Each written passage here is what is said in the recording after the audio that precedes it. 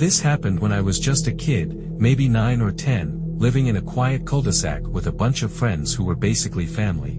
One summer night, we were playing hide and seek, the whole cul-de-sac our playground. Every house was fair game, except for a few, including the one at the very end. Abandoned, shrouded in mystery, it loomed like a sentinel at the edge of our fun. Now, being a clever kid, or so I thought, I hatched a plan.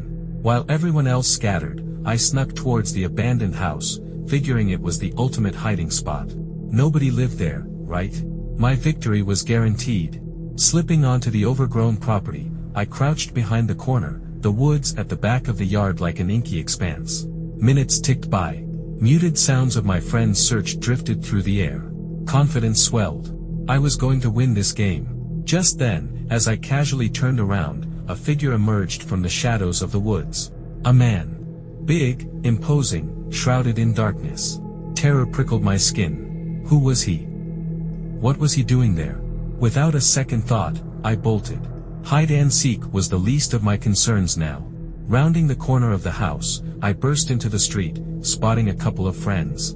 They saw me, saw the man emerging from behind the house, and just like me, pure panic set in. We scattered, scrambling for the safety of our houses.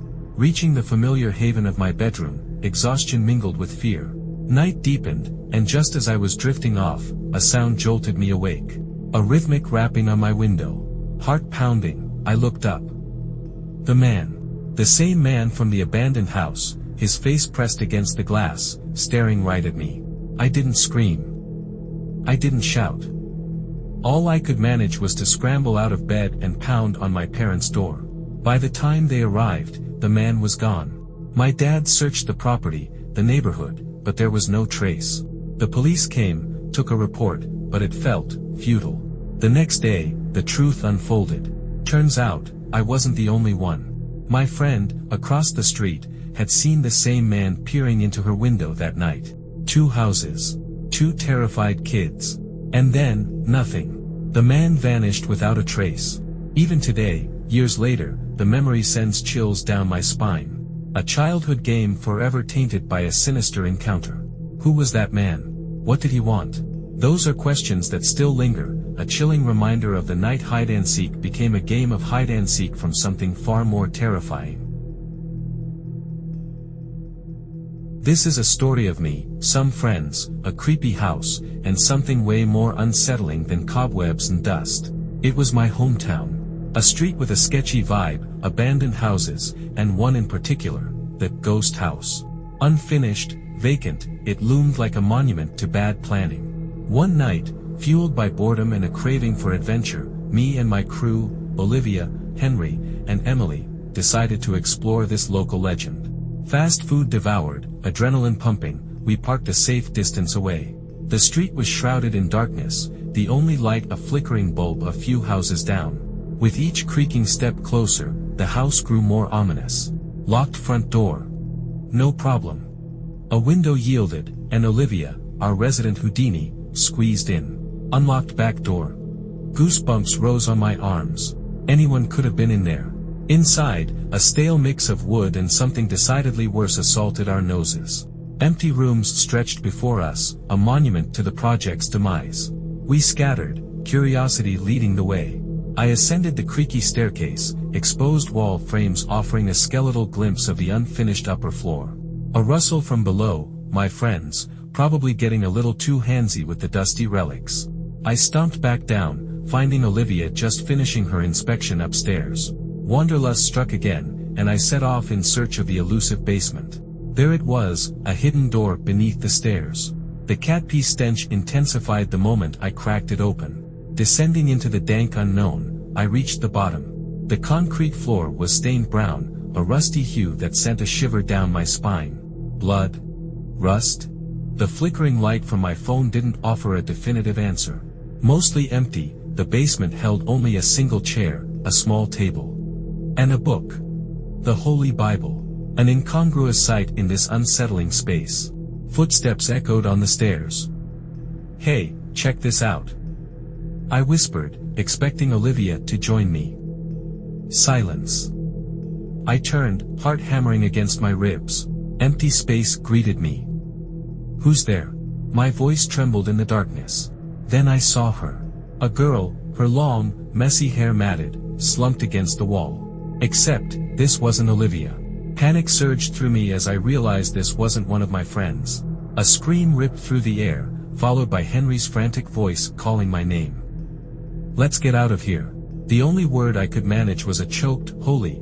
Before I bolted up the stairs, the image of the girl seared into my memory. Emerging into the house, I saw my friends fleeing through the back door. No questions needed. We ran, adrenaline fueling our escape, not stopping until we were safely back in the car. Breathless, I demanded details. They'd seen men. 2 of them.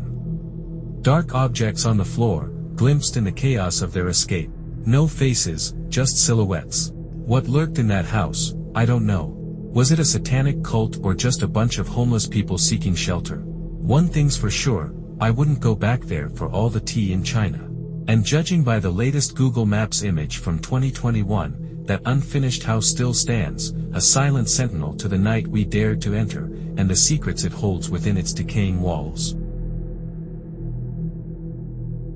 This is a story of me, my buddy William, a dare gone wrong, and a night that'll forever be etched in my memory. Imagine, a quiet suburban haven, the kind of place where danger seems like a distant myth. Well, that was my town. Peaceful, silent, almost too quiet sometimes. But a few summers back, the silence was shattered by an experience that still sends shivers down my spine. William and I, well, we were your typical troublemakers. Teenage angst fueling our need for adventure, or maybe just plain stupidity. Living on the same street, our neighborhood was our playground, especially the abandoned mansion at the top of the hill. Stripped bare, graffiti-laden, it loomed over the town like a monument to neglect. Perfect for us, a place to hang out, which usually involved spray paint and rooftop chills. This particular night was a Tuesday, 3 a.m. Ditched by some girls, we were fuming. The solution? Chucking rocks at the mansion, a brilliant idea fueled by summer nights and a lack of good judgment. Drunk, we reached the hill, the moonlight casting an eerie glow on the dilapidated structure. A rock sailed from William's hand, shattering a 4th-floor window. Grinning, I followed suit, puncturing a lower window with my own projectile. There, at the very top, a single, lonely attic window. William challenged me, a dare hanging in the air. After multiple misses, he lined up a shot, and with a satisfying crash, the window shattered. But that's not all. A dark object flew out, arcing through the night before landing at our feet. It was the rock William had just thrown, the one with a distinct Z imprint. Confused, we thought maybe other teenagers were messing with us. A mischievous grin spread across our faces, payback time. We crept towards the mansion, the open front door beckoning. The air grew thick with the smell of mildew and decay as we ascended the creaky staircase. The 4th floor, a room we'd never explored before, awaited. William led the way, anticipation hanging heavy in the air. A small wooden door, presumably leading to the attic, stood before us. William, ever the brave one, reached for the knob. The smell that hit me upon entering was like a punch to the gut, death, pure and undeniable. William, covering his nose, ventured inside. Hesitantly, I followed. The sight was worse than the smell. A small room adorned with a white pentagram on the floor, unlit candles adding to the unsettling ambience. A closet door, its source of the putrid stench, remained firmly shut. Thankfully, the room was empty. Panic clawed at me, urging me to leave. But as I turned towards the door, a jolt of fear shot through me. 2 cloaked figures stood at the bottom of the stairs, their faces obscured by the darkness. A curse escaped my lips as I bolted towards William. Footsteps echoed behind us, getting closer with each pounding second. Just as I envisioned a fight for our lives, William yelled, "Dude, come on." He was already halfway out the window, scrambling onto the roof. Without a second thought, I followed suit, the sound of the door bursting open echoing behind us. We raced across the roof, adrenaline pumping, the rickety surface threatening to give way beneath our feet. Reaching the escape hatch, William fumbled with it, locked from the inside. Then, a booming voice ripped through the night, "They went that way." The most terrifying sound I've ever heard. Instinct took over. I slammed my foot on the hatch, the force sending me crashing down the ladder. The pain in my leg was a distant concern as I scrambled down, William's voice urging me on. We burst out the back door, jumping the fence and seeking refuge in the cemetery. William, surprisingly, was laughing. Me? I could barely breathe, fear clinging to me like a shroud. Hiding behind a tombstone, we watched the mansion, expecting pursuit. Finally, after what felt like an eternity, figures emerged, 4 or 5 cloaked individuals, frantically searching the grounds. Slowly, we crept away, the image of those figures forever burned into my memory. We never went back to that mansion. What we stumbled upon, a cult meeting, a dark ritual, I may never know. But one thing's for sure, that night on the roof of the abandoned mansion was a stark reminder that sometimes, curiosity leads you down paths better left untrodden. If you like these stories, you would love to hear these 3 stories of disturbing neighbors. Click on the video on your screen now.